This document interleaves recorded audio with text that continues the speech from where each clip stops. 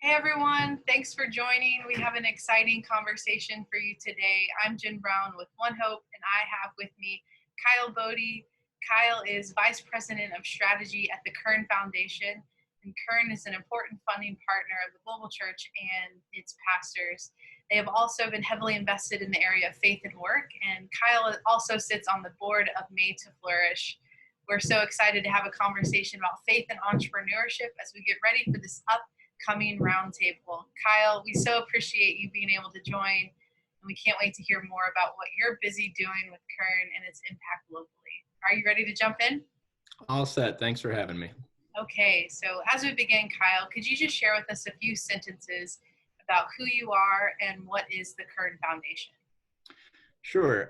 So personally, I live in Wisconsin with my wife and three sons.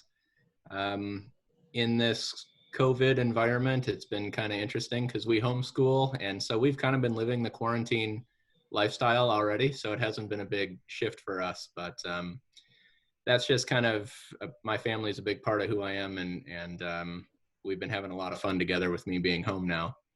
The Kern Family Foundation has really been investing significantly since about 2006.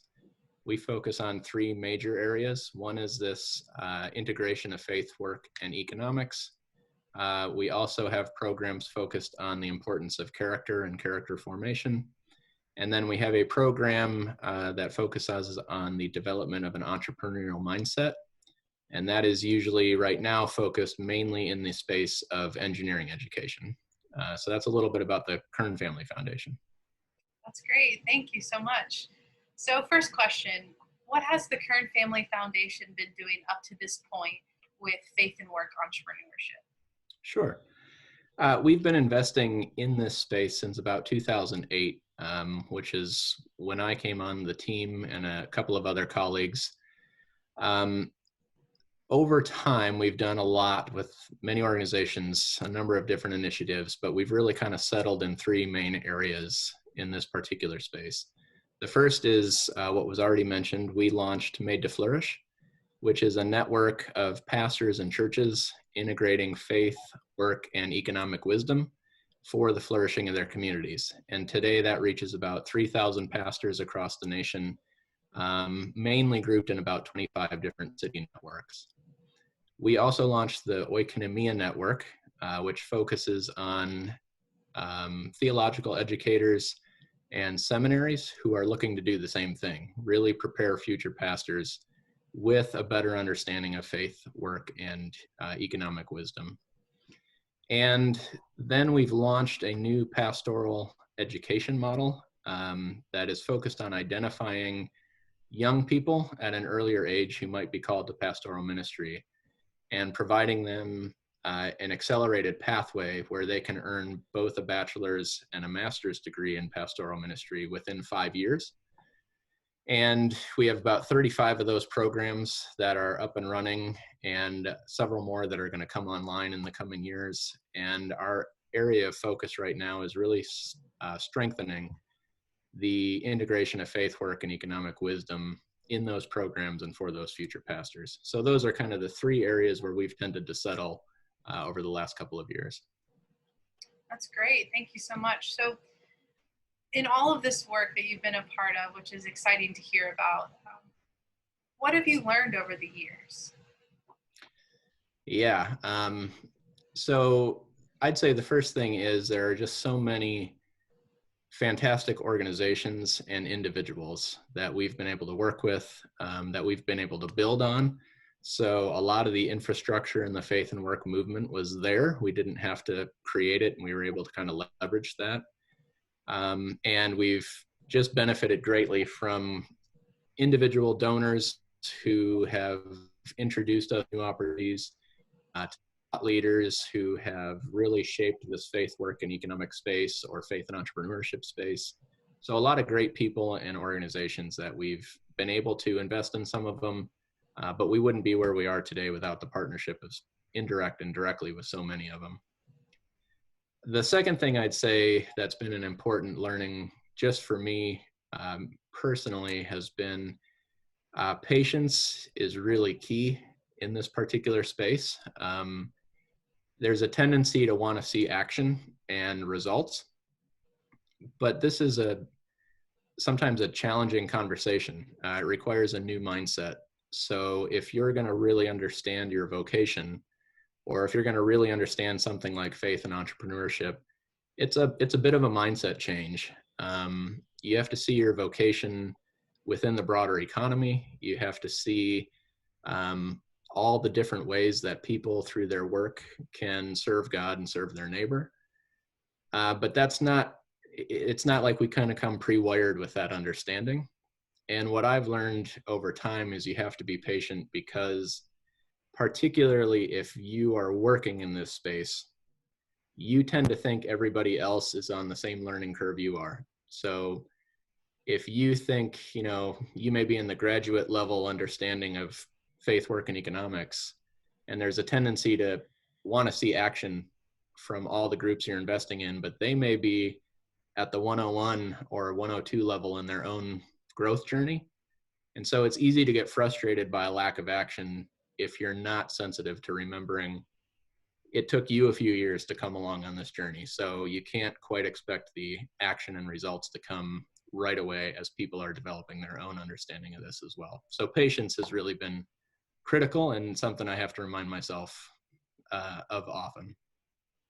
That's incredibly helpful. Yes, patience is important, and I'm glad you brought that up. That's something that I think any entrepreneur, any organization, ministry that's working in this space, they should remember and really hold close to heart.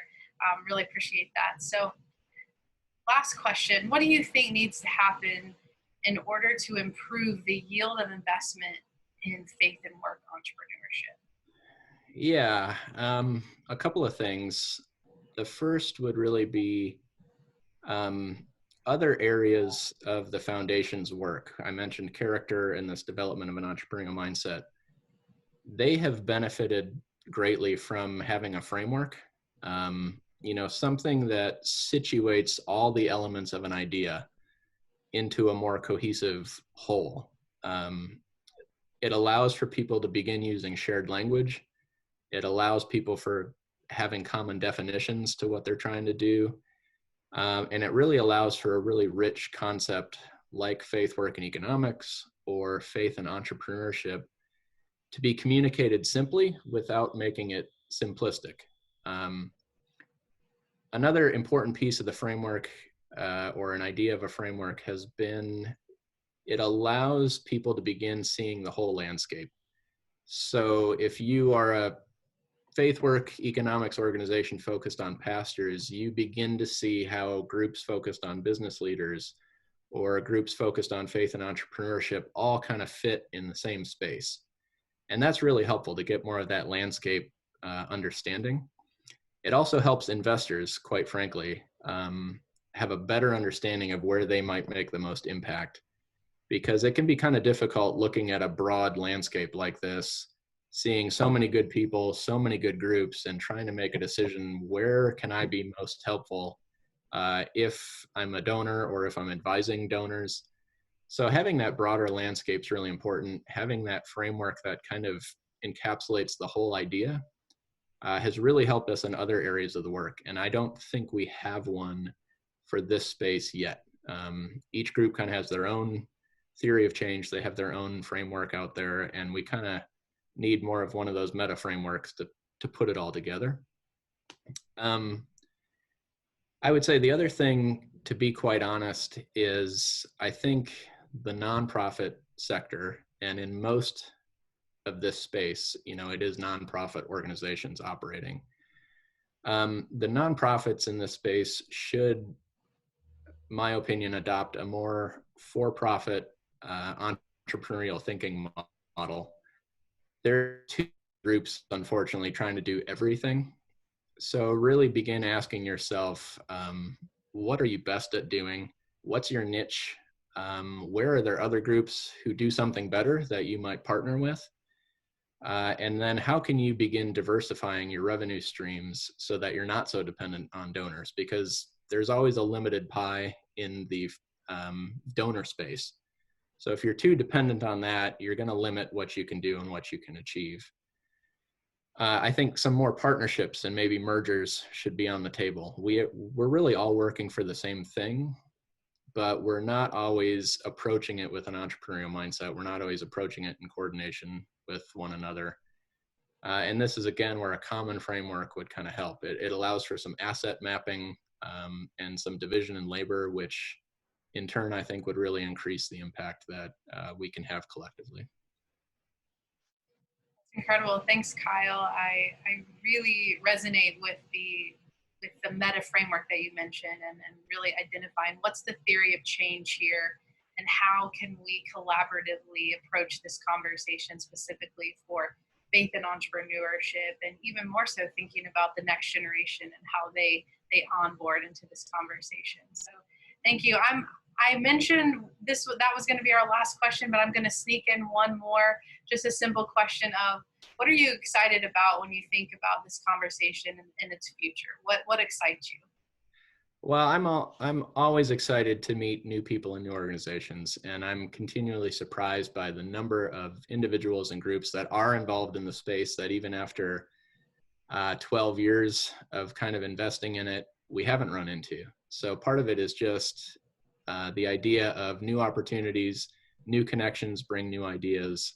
So I'm looking forward to that. And then I think, again, these convenings and this conversation is so important because it does raise the opportunity for this collaboration to start happening. The more you meet, the more you spend time with each other, the more you can creatively think about how to approach the future. And that's always an exciting opportunity for me. That's so true. Now I'm extremely excited for the roundtable. Kyle, thank you so much for joining and for sharing. I promise that is the end of my questions for today, but not the end of the conversation. We will continue the conversation at the upcoming Faith and Entrepreneurship Roundtable. I hope everyone who's watching is getting excited as well, and we will see you then. Thanks, Kyle. Great, thank you. Look forward.